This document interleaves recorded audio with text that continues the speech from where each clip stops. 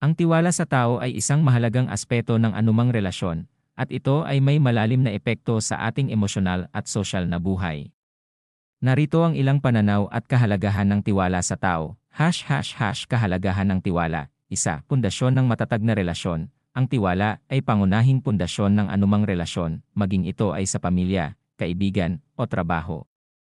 Kung walang tiwala, mahirap magkaroon ng matibay at matagal na ugnayan. Dalawa, pagpapalaganap ng katapatan. Kapag may tiwala, mas malamang na maging tapat ang mga tao sa isa't isa.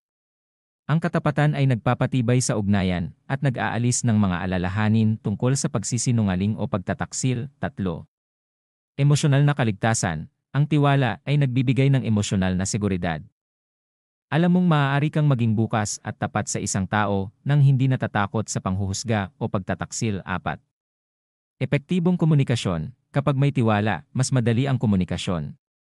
Ang mga tao ay nagiging mas handang magbahagi ng kanilang nararamdaman at opinyon. 5. Pag-unlad ng pakikipag-ugnayan. Ang tiwala ay nagpapahintulot sa mga tao na magtulungan at magbahaginan ng responsibilidad na nagiging daan para sa pag-unlad ng kanilang relasyon o samahan.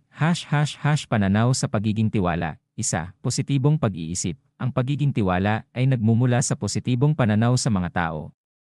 Ito ay paniniwala na ang karamihan ay may mabuting intensyon at kaya ng katapatan. Dalawa, pagiging mapagbantay. Habang mahalaga ang pagiging tiwala, kinakailangan ding maging mapagbantay.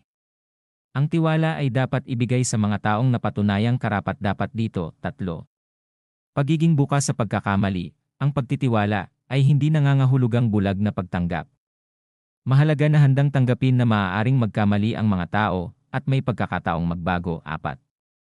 Pagiging balanseng. Ang pagtitiwala ay isang balanseng desisyon na isinasaalang-alang ang mga panganib at benepisyo. Ang sobrang tiwala ay maaaring magdulot ng kapahamakan, ngunit ang